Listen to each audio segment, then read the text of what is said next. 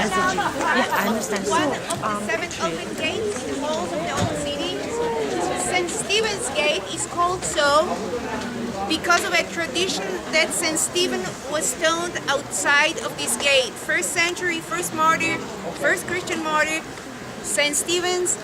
Remember, this is a Turkish wall, 16th century. It's not the same wall that was here, but this is a tradition. Another name to the same gate, the Lion's Gate. And why? You can see the two pairs of lions. And the two pairs of lions, of course, attracted legends. There is a legend that Suleiman the Magnificent had no intention whatsoever to build a wall around the city of Jerusalem until one night when he saw two lions getting closer and closer and closer to him, threatening to eat him up. And then he said, hey, what did I do wrong? And they said, you didn't build a wall around the city of Jerusalem.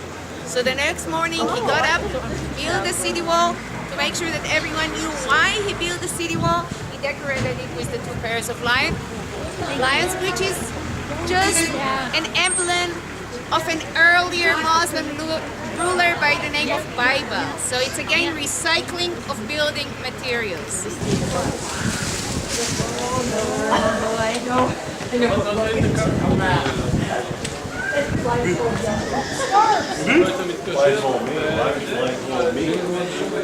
No eyes to the left, girls. No eyes to the left. eyes right. Eyes right. We did good, Ruth. We did good. Lionsgate Street.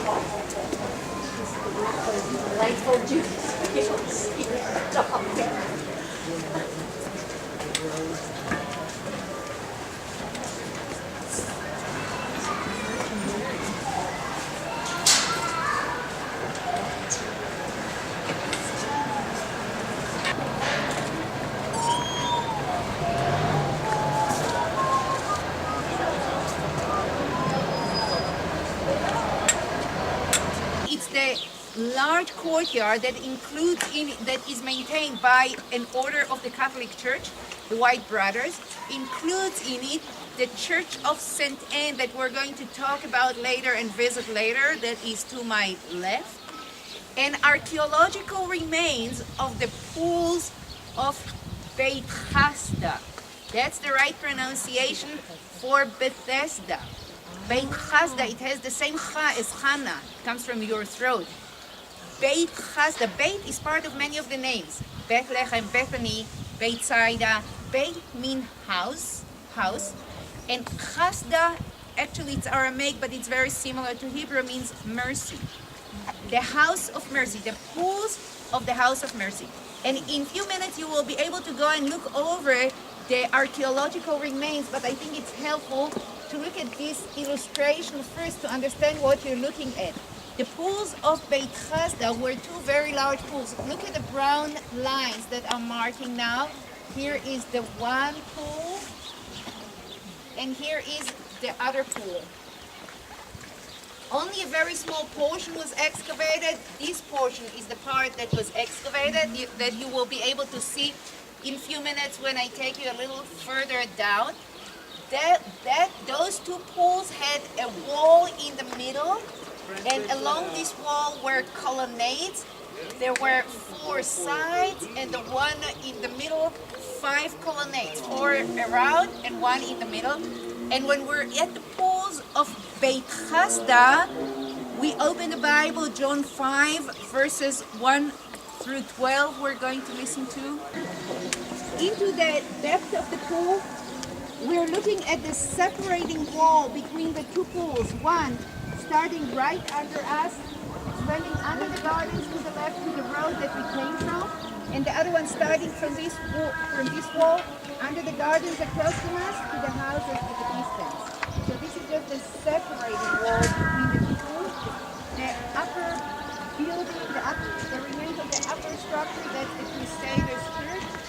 And the arches, the support arches, Byzantine. Deep? Okay.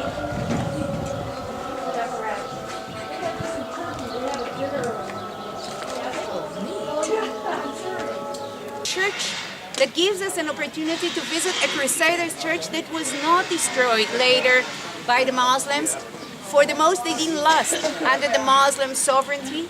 This one is known as the Church of Saint Anne, and Anne is Anna. Anna is actually Hannah. Anna and Jehoiakim, the parents of Mary, the mother of Jesus. The Crusaders' tradition was that here was their home. Most scholars think that their home was in the north, not far from Nazareth, a town by the name of Tsaforis. The Crusaders were familiar with that other tradition as well, so just to be on the safe side, they built one church of St. Anne there and one church of St. Anne here. Since babies were born in their parents' homes, if that would have been their home, I mean where the church was built, not the church of course, then this is where Mary was born, and that's why some of you saw the sign, Mary's birthplace. It's on the outside wall of this large complex. The church, the Crusaders' church was not destroyed by the Muslims. The explanation to it, you can see above the door. Above the door, you can see the Gothic arch that is typical to Crusaders' architecture, but under it, a plaque with engraved in it an inscription in Arabic. See the alphabet there? It's Arabic. Crusaders didn't know how to read and write Arabic.